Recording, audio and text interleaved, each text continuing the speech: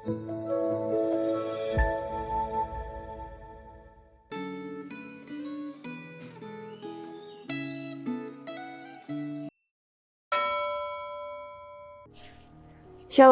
salam sejahtera bagi kita semua.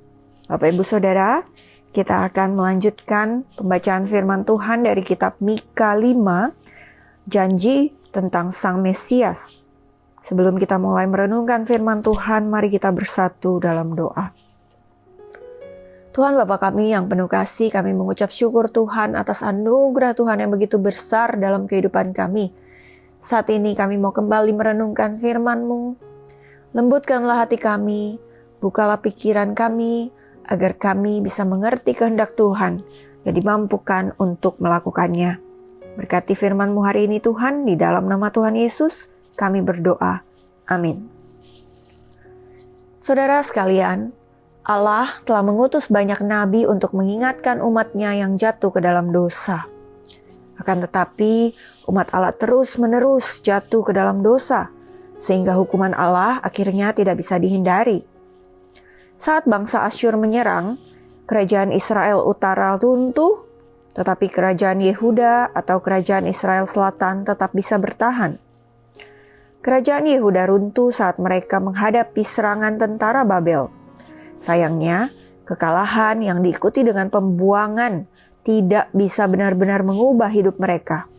Solusi tuntas atas masalah dosa hanya bisa terwujud melalui kedatangan Yesus Kristus. Mari kita baca Mika 5 ayat yang pertama. Raja Mesias dan penyelamatan Israel. Tetapi engkau, hai Bethlehem Efrata, hai yang terkecil di antara kaum-kaum Yehuda, dari antaramu akan bangkit bagiku seorang yang memerintah Israel, yang asalnya sudah sejak dahulu, sejak zaman dahulu. Bacaan Alkitab hari ini menubuatkan tentang kelahiran Sang Mesias.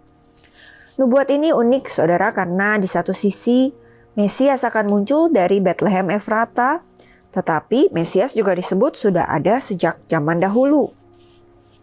Kemunculan Sang Mesias di Bethlehem Efrata memperlihatkan sisi kemanusiaan yang memiliki titik awal keberadaan, sedangkan Sang Mesias asalnya sudah ada sejak zaman dahulu. Saudara boleh bandingkan dengan kitab Yohanes 1 ayat 1, 14-15 dan 30 yang memperlihatkan sisi keilahian yang tidak memiliki awal keberadaan. Dilihat dari satu sisi, pemilihan Bethlehem Efrata yang terkecil di antara kaum-kaum Yehuda merupakan penunjuk bahwa pemilihan Allah tidak ditentukan oleh kebaikan atau kehebatan diri kita, tetapi semata-mata ditentukan oleh kehendak-Nya yang kekal. Dari sisi lain, Bethlehem adalah tempat istimewa karena Raja Daud berasal dari kota itu, sehingga Bethlehem disebut sebagai kota Daud. Raja Daud, raja yang paling dihormati oleh umat Yehuda, adalah raja yang mewarisi janji tentang Sang Mesias. Sang Mesias adalah keturunan Daud yang tahta kerajaannya kokoh untuk selama-lamanya. Tertulis dalam kitab 2 Samuel 7 ayat 12-13. Ingatlah saudara bahwa sesudah pembuangan, tahta keturunan Daud seperti terputus. Umat Yehuda atau bangsa Yahudi berada di bawah penjajahan bangsa-bangsa asing secara berturut-turut, bangsa Media Persia, oleh bangsa Yunani dan bangsa Romawi. Oleh karena itu, pemahaman tentang tahta kerajaan yang kokoh untuk selama-lamanya itu bukan tentang kerajaan Yehuda secara fisik, tetapi tentang kerajaan Allah yang saat ini berlangsung secara rohani. Saudara, bila kita percaya kepada Yesus Kristus, maka kita menjadi anak-anak Allah yang mewarisi janji-janji yang terkait dengan kerajaan Allah, termasuk warisan hidup kekal dan damai sejahtera.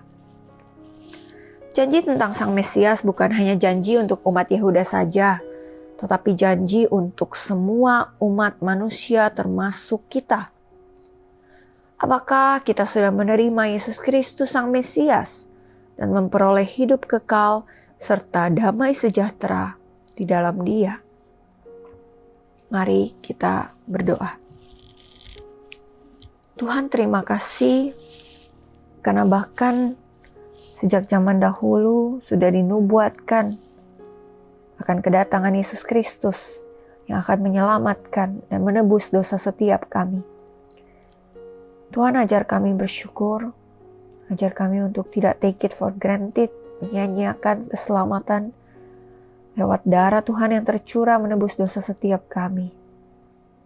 Biarlah kami boleh menjadi anak-anak Tuhan yang sungguh-sungguh menerima Tuhan, bukan hanya sekedar kata-kata, tetapi dari dalam hati kami boleh sungguh menerima Engkau, sehingga kami boleh memperoleh hidup kekal dan damai sejahtera di dalam Engkau.